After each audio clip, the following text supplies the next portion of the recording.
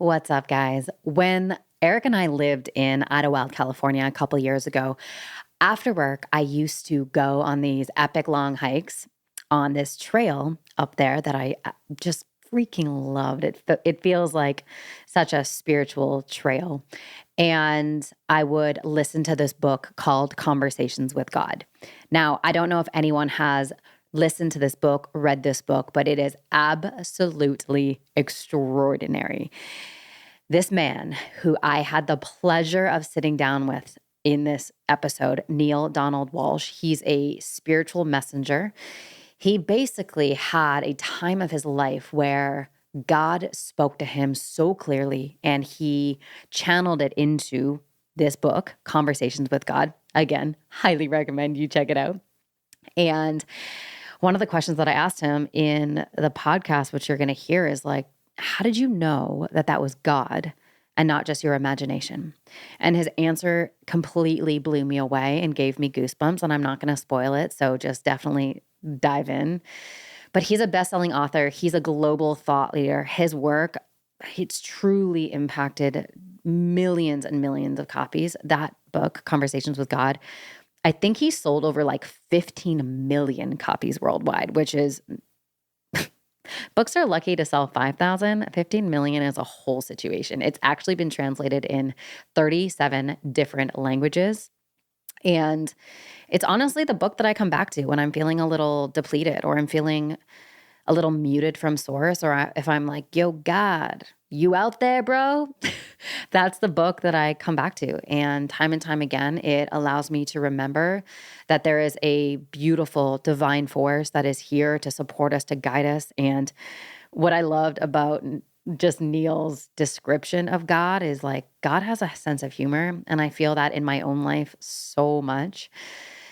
Since Conversations with God, he's authored over 39 books. He's spoken on global stages all around the world, and he's truly dedicated his life to helping people break free from fear, expand their consciousness, and really create a life of deeper meaning and fulfillment. So I am just so excited for you guys to dive into the episode with Neale. And before we get into that, wanted to just share a little bit about the Pause Breathwork Facilitator Program. If you're listening to this show or you've been listening to the show for a long while and you have that feeling inside your bones like there is something greater for me to do on this planet, I really feel like the Pause Breathwork Facilitator Program is like this doula to extract the goodness, the spiritual gifts, the energy that lives inside of you, and not only have it change your own life, but have it change the lives of people that you facilitate breathwork to. So even if you're working in corporate America, even if you're, a coach, a therapist, and you're just like, hey, I'm in my lane doing my thing, even if you don't take this work and start a business from it, it is absolutely life-changing for you. So if you've been thinking about it, head on over to www.pausebreathwork.com/facilitator. You can also just come on over to Instagram, either my Instagram, Samantha Skelly, or the Pause Breathwork Instagram, and just be like, hey, I'm interested in this. And there's going to be one of us, either myself or my team, to chat with you and see if it makes sense for you to join the Breathwork Facilitator Program. All right, without further ado, I've always wanted to say that. There's my chance. Without further ado, I present to you the amazing, the wonderful, the legendary Neale Donald Walsch. Can't be contained.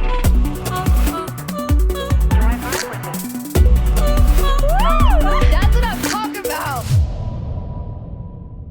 Neale, I'm so grateful that we get to hang out today. The last time I interviewed you, I think was like 8 years ago or 9 years ago. What is time though in this human reality? I'm not really sure.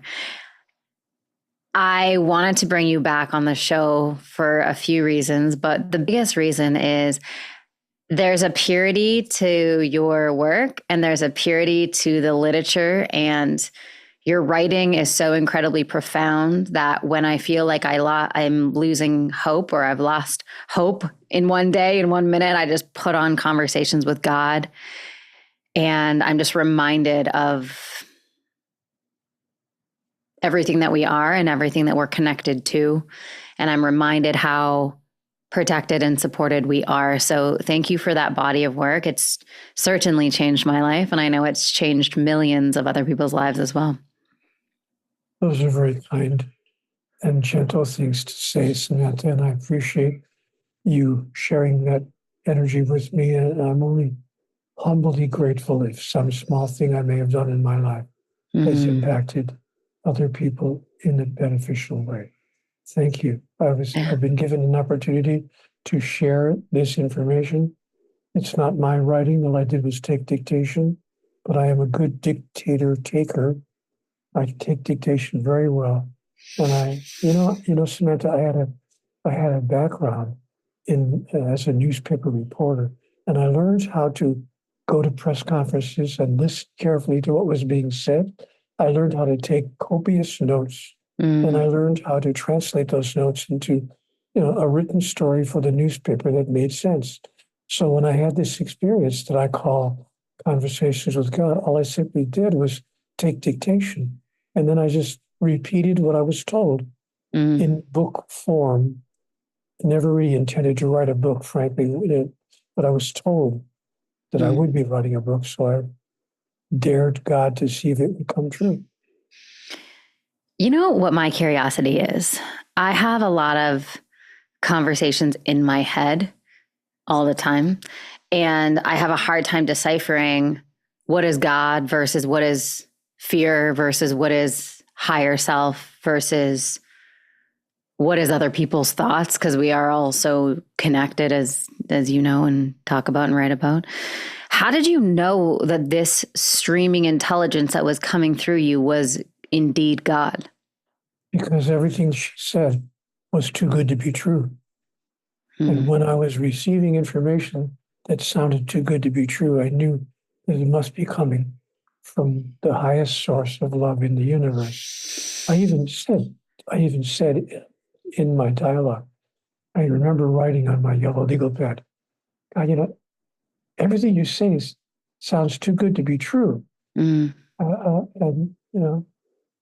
God said, in reply to me, God said, Neale, if God can't be too good to be true, who can? Wow. So that's how I know, excuse me, that's how I know that the message that I'm receiving has come directly from God. First of all, it always talks of freedom, joy, and love. Yeah. I feel expanded. I never feel contracted. I feel courageous. I never feel frightened. And I feel loved. I never feel forgotten. So when I have those feelings that come over me, I get, God is talking to me again. I noticed you referred to God as a woman. Can you go deeper into that? Well, if you knew my wife, you'd understand completely. No, I'm joking, but in fact, when I explored the nature of divinity in my dialogue, I was told to forget any idea I ever had that God had a specific characteristic, a specific gender, a specific appearance, a specific color skin, or any particular specific attributes, but that in fact, God, what we call the divine, is simply the essential essence that makes up everything in the universe. Right. God, it's a conscious, it's totally self-conscious, and it can assume any form that it feels will assist a sentient being in receiving the information it wishes to send. So I've experienced God as the voice and the characteristic and the compassion of a loving, sensitive, caring woman. But I talk about God as a he as well. But sometimes I refer to God as a she because I want people to understand. In my audiobooks, I refused to have the voice of God in the audiobooks read by only a man. Yeah. The producers wanted me to, Ed, the wonderful actor Ed Asner, who has since gone home. Yeah. But Ed agreed to read the voice of God. Mm-hmm. But I said to the producers, no, I'm glad that Ed agreed to do it, but we need to get a female to read certain lines as well. Yeah. And they didn't want to do that. Wow. You know why? Because they knew it would double the cost. Because to be honest, direct, Ed Asner didn't come cheaply. He was a well-known actor from the Mary Tyler Moore Show, and he was widely known.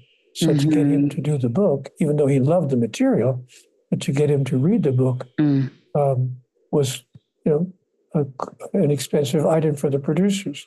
So to get a female voice, equally well known, they knew would double the price. Right. They tried to talk me out of it. Right. I said, no, either we do a male and a female voice for God, or we don't do the book. So we got Ellen Burstyn, God love her, to do the female voice of God. And she read against Ed beautifully. They shared the lines. Sometimes they would split an actual sentence in two.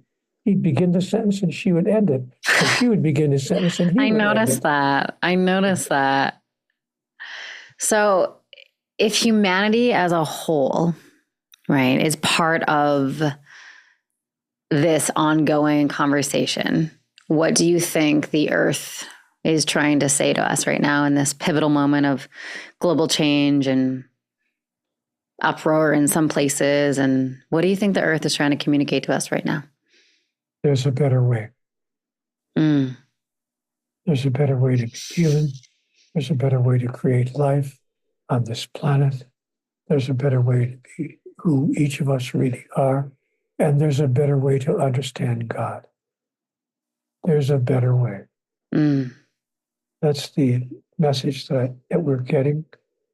And I think we have an opportunity to embrace that message and then to not just search for that better way, but to actually create it.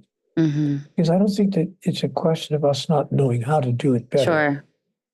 We all know how to do it better. We Sure. simply have to decide to do so. Yeah. I'm curious, there is a conversation around before things get to be a better way, or before it gets better, it's got to get worse. Do you subscribe to that? No. Me neither. Tell me why. Well, I just don't think that it's real. I think that's, frankly, to speak very directly, an excuse that it's an escape hatch that allows us to continue the behaviors that are detrimental, self-defeating behaviors. So I don't think it's necessary. Is it customary? Is it what's going on? Yes. You take 2 steps backward for every 1 step forward. So progress has been very slow. But having said that, while progress has been very slow, progress has been made. Yeah, I agree. Big changes have occurred even in my lifetime that I have to tell you I never, ever, ever thought would be part of the human experience. Like what? Give me an example. Gay marriage. Yeah. A Black as president of the United States. Yeah. Women earning the same amount of money that men earn for doing the same job. And many other changes that have occurred that I never thought when I was 25 would become part of my living reality. So I think equally dramatic changes can and will occur in the years ahead. What are your thoughts? What do you think God would say to the movement of artificial intelligence on our planet today?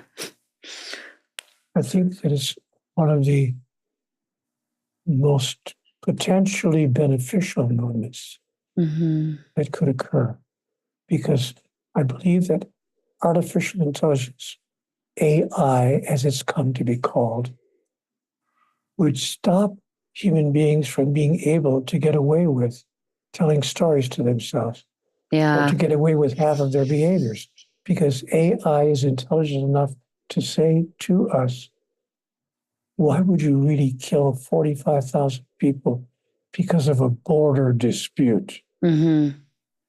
Or AI would say, why would your company refuse to supply medicine to people who are dying in certain countries because they can't afford it? Sure. Yeah. Yeah. Yeah. And many other questions as well. Why in the world would you crucify and denigrate and hold prejudice against a person because of their sexual orientation? Absolutely. Yeah. Why would you do that? Mm-hmm. So I think that artificial intelligence will reflect us back to ourselves in a way that will cause us to be unable to any longer ignore what we are doing to ourselves. Oh, it's a really clear mirror, isn't it? Yes. Even on a subtle, more micro level in my own life, I actually I plugged in all of my human design, astrology, numerology, all of my things into ChatGPT, and I just basically ask it questions like, based on this, what are your suggestions for this? And it's just, the answers are just so clear and so potent and so not emotional, I guess I would say. It's just like, that's the answer. Just go with that. Just do this. Or I also plugged in a lot of like business stuff in there. And then when I have a business question, I'll go to ChatGPT and I say, based on this current business problem, what's the solution? And it's just boom, there's the solution. And when we remove emotionality to a certain degree, because emotionality is not reliable when it comes to many things, it's so important to honor our emotionality and to feel through it and to be with it, but using it to dictate our behaviors can sometimes be detrimental. And I've found in my own life, it's been very valuable for me to look at that answer and go, that actually does make a lot of sense. You know, Samantha, I'm glad to hear you say that. I want to add something here. What's important for people to remember, especially people who have indicated some level of fear or apprehension about AI, what's important for people to remember is that artificial intelligence really is not artificial. It's been programmed by, human beings. Yeah. It's our intelligence.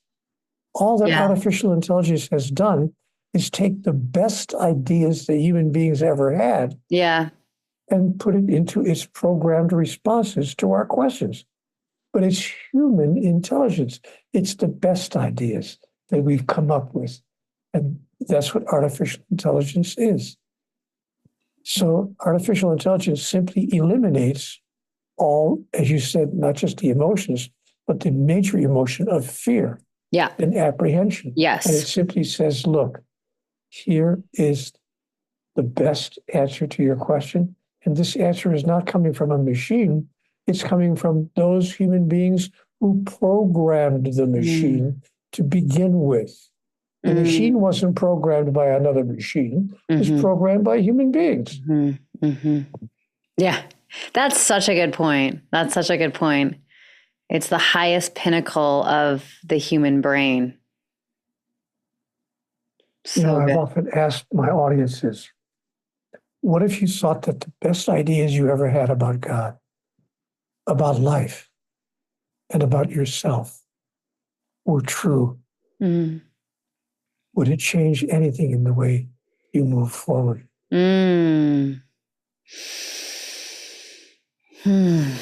What a beautiful question. What are some of the answers you get to that question? Almost everyone says yes, of course it would. But it's hard for me to believe that my best ideas about myself and about God and about life are true because, here we go again, they're too good to be true. Right. For instance, we would have to believe in a God who loves us immensely, but never judges, condemns, or punishes anyone.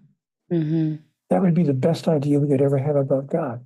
That God would never hurt, deliberately, intentionally inflict any kind of negative emotion or experience upon any soul in the universe.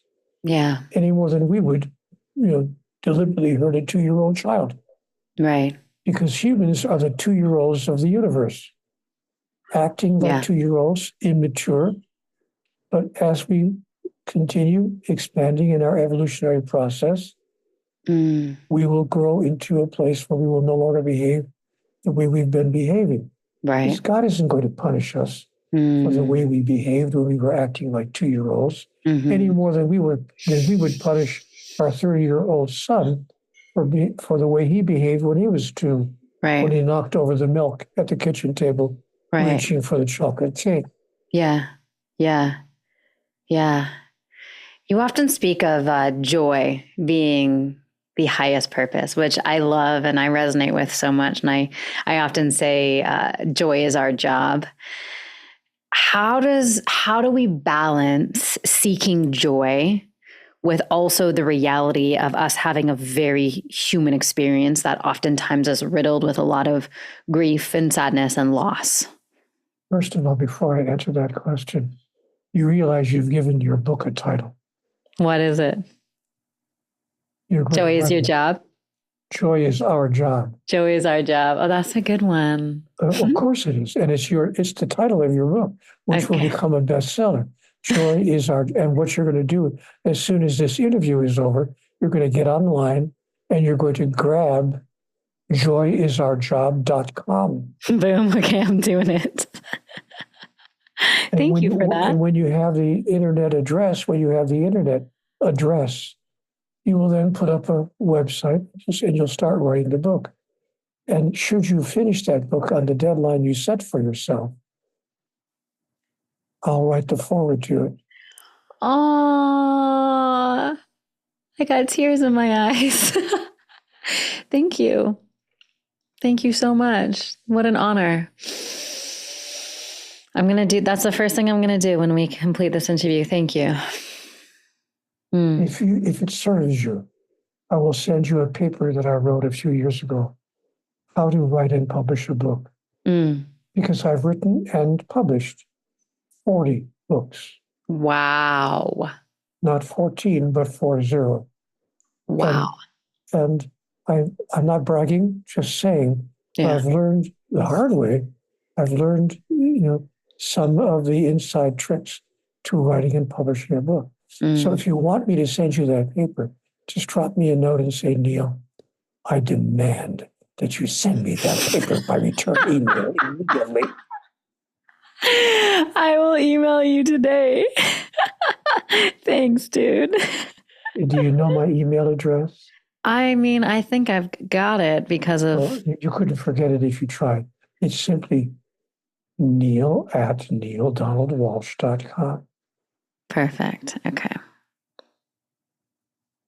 Perfect. We got it. All right, that's it. That's what we're gonna do. Joy is our job. Amazing. It's a fabulous bestseller. So good.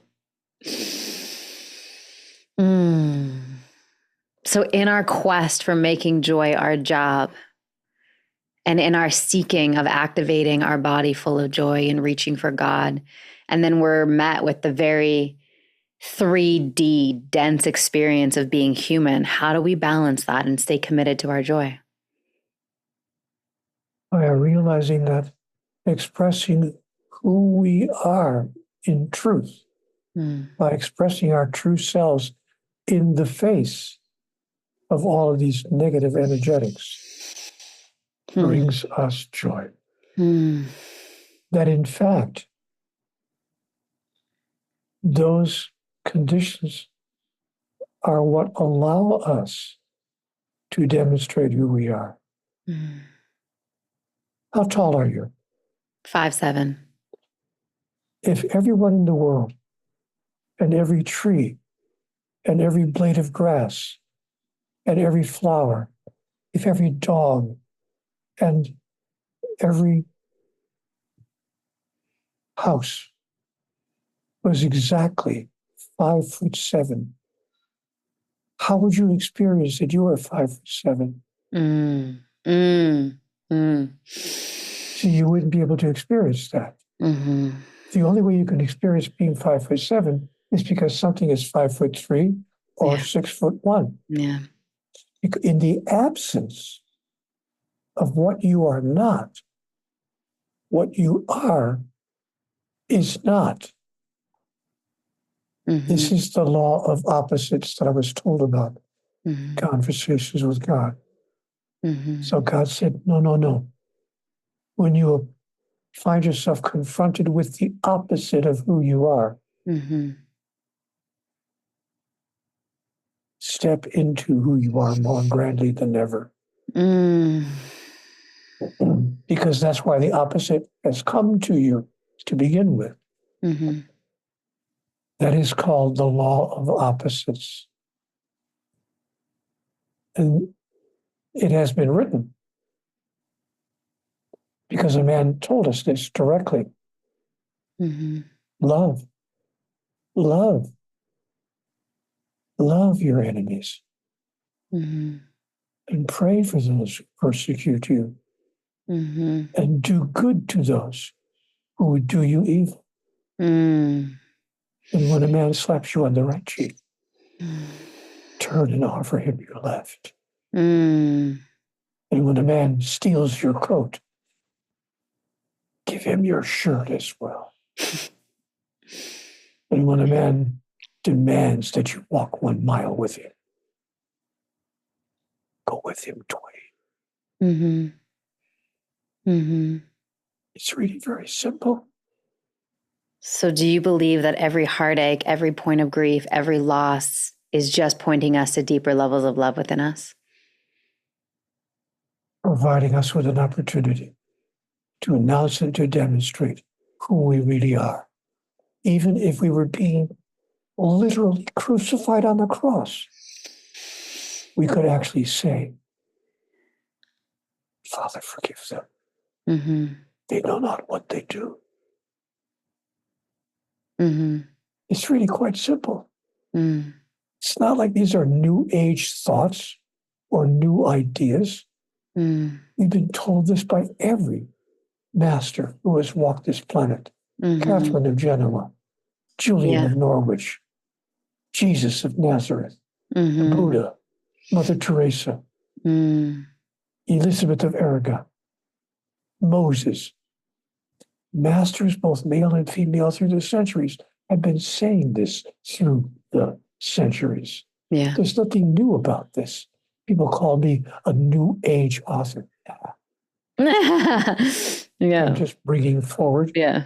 once again Yeah. what has been given to us from the beginning.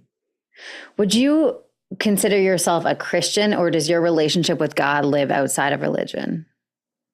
I would not consider myself a Christian because many Christians, I'm not going to say all Christians, but from my observation, the majority of Christians say that every Jew, every Muslim, every Buddhist, every Hindu are going to hell. Mm. Because Christians seem to think that God has said there's only one doorway into hell. Right. Right. And that's not my understanding, nor is it what God has said directly to me. Yeah. So I do not belong to any particular religions because religions tend to create an idea of God who is needy and requires us to meet his needs, do what she wants us to do, or we will be punished. Mm. You know, for instance, when I was a child, I was 9 years old. Samantha, I was 9 years old. And I was told that if I missed Mass on Sunday, because I went to a Catholic school, if you miss Mass on Sunday, the priest told us when he came to class to tell us about his religion, if you miss Mass on Sunday and you don't go to confession and you don't get that sin resolved, if you should get hit by a car, God forbid, and die, you will spend eternity in hell. No. For missing church 1 week of your life without a good excuse. Now, if you're caring for a sick parent, fair enough, they would say. Or if you're an adult and you have to work on Sunday to support your family, fair enough. But if you just went off to play a round of golf because you an old friend has come into town that you haven't seen in 15 years and Mm. invited you to brunch and golf, and you decide that you're just going to do that.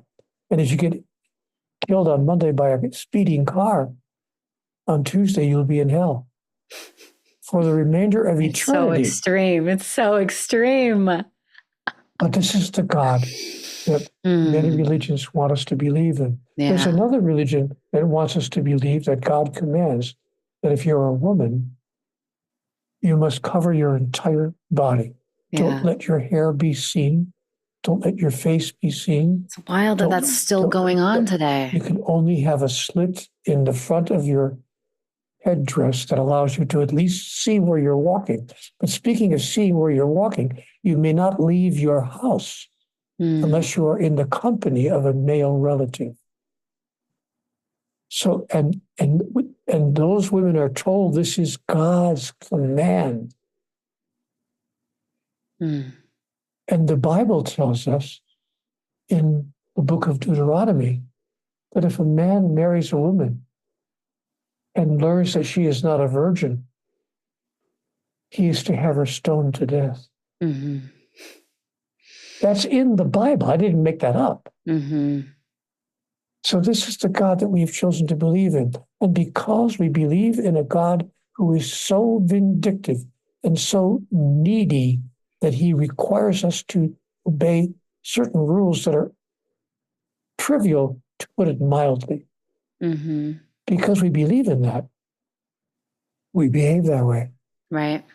Countries behave that way with other countries. For sure. People behave that way with other people. Mm-hmm. If anybody has a difference with us, if your sexual orientation is different, if your skin color is different, if your religion is different, if your political persuasions are different, if anything is different, you're the bad guy and I'm the good guy. But don't worry, I'll get you in the end. It's wild, isn't it? This is like it's like a Hollywood movie.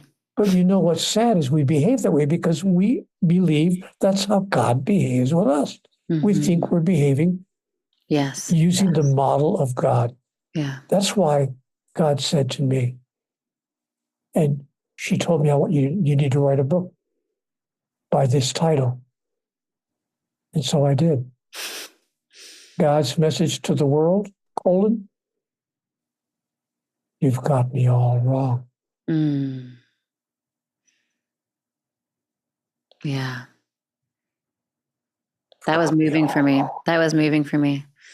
It was interesting. I grew up going to church religiously and every Sunday and going to Bible study and kids camp and the whole thing. And then when I discovered breath work, actually, about 15 years ago, I was in Bali and discovered breath work, and I was like, oh my gosh, God is in the breath, not in the church. God is right here in my breath, and I'm conversing and I'm having a relationship with God. And it just it completely revamped my relationship to God. And I realized that obedience is not always a precursor to the goodness. In fact, I can be broken and still be loved. And that was a very interesting shift for me. Not only can you be broken and still be loved, you can be loved because you are broken. Yes. That's the kind of love that God demonstrates. And I also learned that for me, my pathway to God is through humor. My pathway to God is through play. My pathway to God is through just this childlike, exploratory, evolving, understanding type of relationship. And so I think that's what drew me so much towards your work is you're a stand for this as well, right? How humor and joy and love play a pivotal role in the soul evolving deeper and deeper towards divinity. I loved that. I agree with every word you've just spoken. And yes, that is what I have discovered in my conversations with God. God's got a personality. God's got humor. God's got humor. When I said to God, in my conversation because he was cracking one joke after the other. I said, "Boy, you really have a lot of humor." Yeah. And you know what she said to me? Neale, I invented humor. I remember that part. I invented humor. Oh my goodness, that's so funny. I invented humor. Why not? Humor and play is medicine for my soul. And I think for us to have humor and play in our systems, there needs to be a certain level of like safety. Because there were chapters in my life when I wasn't so playful and humorous and whatever. And it was just because there was a lack of safety, a lack of feeling held, a lack of feeling supported. And in my experience, the deeper of a relationship I have with God, the more I feel a little bit unhinged. I mean, this podcast is called Can't Be Contained, you know? So it's like the more safety I feel within my body, the more I feel the spaciousness and the ability to play, to laugh, to just have a good time. Yeah. Can we talk a little bit about the concept of time being an illusion? Sure. Time is an illusion. The end. I want to dig into it because so many people that I speak to, is particularly entrepreneurs, like my entrepreneurial community, it always seems like there's a rush against, a quarterly goal or a whatever it is, like a 30-day this, a 90-day this, time. And then, amongst my female friends, there's like, I need to find a partner by this time, but like everything's on a timeline.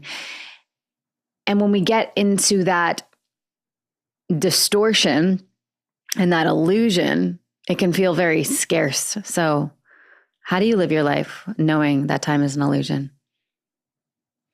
Well, I've kind of experienced it.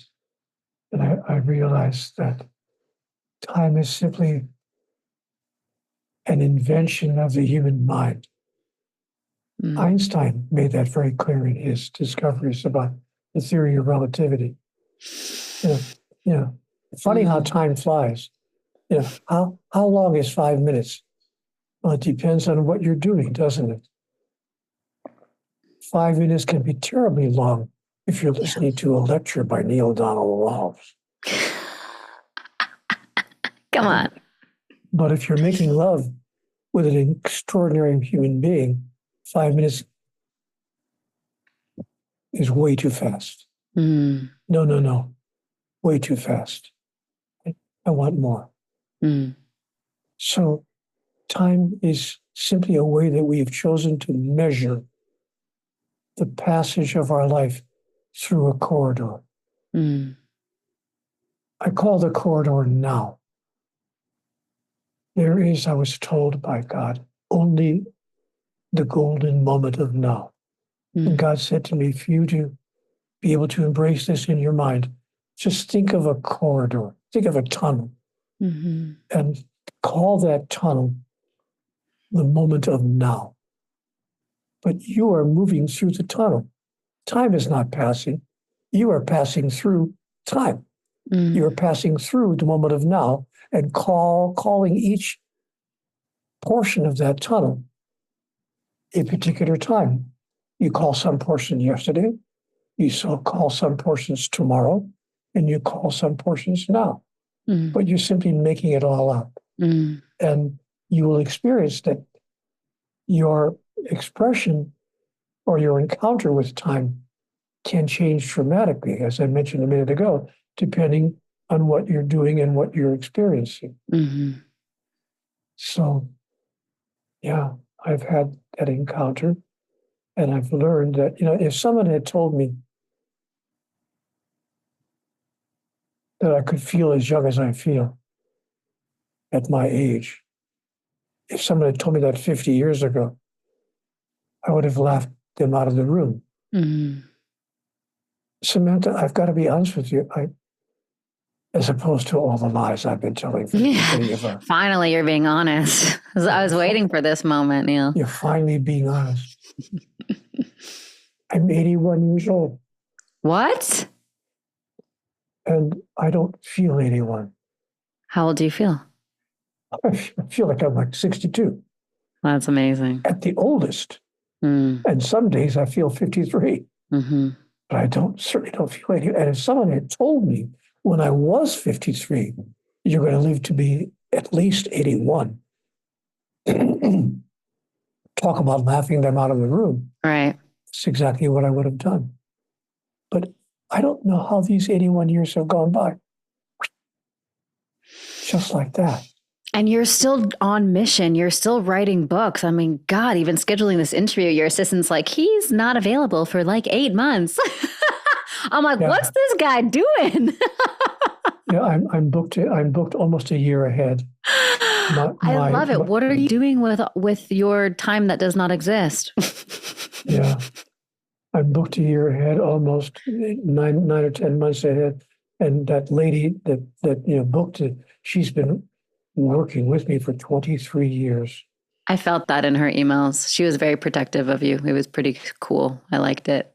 She's very sweet and very gentle, but she's been working at my side. In fact, I have 4 members of my team, and every one of them have been with me for 23 to 25 years. No, they're all what they call long timers. I love it. What are you guys doing? Writing books, doing events, doing workshops? Like, what's your body of work? Yeah, okay. Exactly. You just named it. We do books. I'm in the midst of writing another book now. I just sent my latest book to my literary agent, and I'm in the midst of writing another one. Mm-hmm. I assume it will be my final book. Yeah. It's called Letters to a Young Seeker. Love that. How beautiful. And it's letters that contain the 21 things that I wish someone had told me when I was 21. Amazing. How special. Why didn't somebody tell me this stuff when I was in my 20s? Why did I have to wait until I was 53? And why did we learn algebra in high school and we didn't learn emotional intelligence? Someone please tell me that. Yes, because I haven't used algebra since I left high school. Yeah, me neither. I certainly could have used emotional intelligence, a class in truth telling. In the context of your teachings, how would you help people first heal? Of all, I got to stop you in mid-sentence. They're not my teachings. Okay. And I want no one who hears me talk to ever think for one moment that I imagine that what I'm sharing are my teachings. Okay, that brings me an interesting question though. Are all of your books, so this latest book that you're writing, are you tapping into the God channel for that book, or was it just particularly for the Conversations with God books? Well, I'm tapping into my memory of what God told me in my 9 Conversation with God dialogues. Okay. So the books are all based, and I say that in the book. In the actual book, I just finished writing a chapter the other day, and I say you should be told that this book is based on the messages of a series of books called Conversations with God. Now, if you don't believe that God actually talks to human beings, you may want to toss this book aside. But if you are intrigued at least enough to wonder what it has to say, turn the page. Can you activate the God channel again? Can you activate? Oh, sure. God? We all can. You can. Okay. We are all activating the God channel, so to speak, all the time. Everybody does it. You do it. Everybody does. People have simply given it different names because we don't like to be ridiculed or made fun of. And we realize that we live in a culture that is biased against the idea that God would talk to ordinary people. Maybe God talks to the Pope, fair enough, or the chief ulama, or the head rabbi. Right. But God is not talking to the first baseman for the New York Yankees.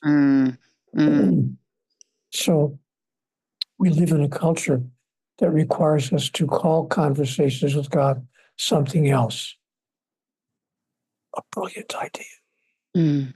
a stroke of genius, Mm. a sudden insight, Mm. an epiphany, Mm. women's intuition, Mhm. whatever we want to Sure. use, whatever Sure. we want to Sure. call it, in order to describe the experience of something that came to us from another source. Yeah.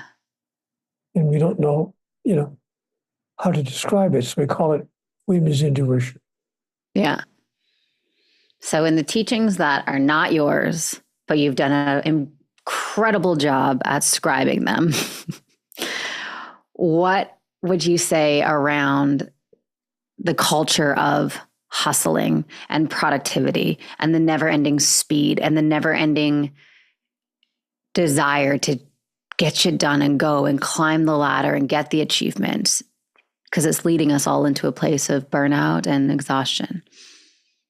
I'm not sure that it's taking us all to that place, but it's taking many people to that place.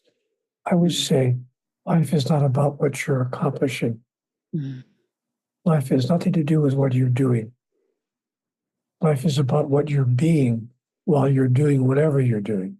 I love that. So life is about being who you really are. And who is that? Pure love. Mm. Who you really are is an individual expression of divinity, and divinity is pure love. Mm. So whether you're washing the dishes, mopping the floor, feeding the dog, making the bed, or simply singing a song, or appearing on stage, or doing a podcast, whatever you're doing, allow yourself to be who you really are. Yeah, that's why we're called human beings and not human doings, Mm-hmm. because Mm-hmm. we are human beings. Mm. But the question is, Mm. can we believe that? I mean, Bill put it perfectly. To be or not to be? That is the question. Yeah. It's a choice in my experience every single day to unhook from the primal brain, to unhook from the monkey mind, to unhook from it all, from the busy, from the arbitrary goals that are set by the ego, and really come into my being and trust that me being in my beingness is the most quote unquote productive thing that I could possibly do. I can't say that I disagree with you. And even if I did disagree with you, I can't say it because your producer told me to not disagree with one single thing. Yeah, right. Samantha She was probably said. like challenge her on everything. Okay. So if a person then feels disconnected from source, disconnected from God energy, what do you feel like is the most overlooked, counterintuitive way for someone to rebuild that connection? Cause another person to rebuild that connection. Oh, I love that answer. Oh, that got me in the feels. That's beautiful. Thank you. I was told in conversations with God, Neale, whatever you want to experience in your life, be the cause of it in the life of another. Mm. Neale, do not be a seeker, be a source, because what flows through you sticks to you. Mm.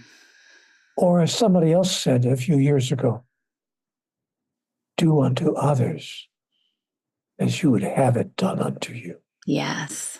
Yes. Because Yes. what you do unto others will be done unto you. It's the law of the universe. We are all so deeply connected. Mm. Yeah. What would you say if you could condense all of your lessons from your conversations with God into a single sentence or a single mantra that the world could live behind and live by? What do you think that would be? I would tell them 3 or 4 simple sentences. The most important message that I received in my conversations with God. Your life is not about you. Your life has nothing to do with you. Mm. Your life is about everyone whose life you touch and the way in which you touch it. Mm. But when you experience that, you will discover that in a larger sense, in the universal understanding, your life is about you for an elegant reason. There's only one of us in the room. Mm. There's nobody else here. There's only me and the part of me that looks like you. Yeah. That's what I would say. That's so good. That's so good. And since I changed my life in the way that allows me to know that we are all one, Yeah. that what I say to another and the way I say it, how I act with another and the way I act it, what I do with and for another, I'm doing with and for myself. When I changed Mm. my point of view about that, when I got that, oh, my life is not about me. I've been paying attention to me for 50 Yeah. years. I Yeah. thought it was all about this Yeah. guy. Yeah. I Wow. The liberation, the openness that that must have brought. Yes. Oh, that is beautiful.